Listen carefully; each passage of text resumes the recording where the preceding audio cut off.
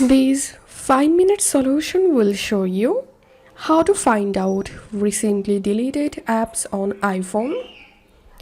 So follow these quick steps to see the last deleted apps on your iPhone. So right now I'll delete the Netflix app, and now let's see how to see which apps I just delete. Go to your app store, tap on your profile photo at the top right, tap on purchased, tap on my purchases, tap on not on this iPhone, and here you will get the list of apps you installed and deleted. Here you can see the Netflix. So that's how we can find out recently deleted apps on iPhone. If you find this video helpful, don't forget to subscribe 5-minute solution. See you in the next video.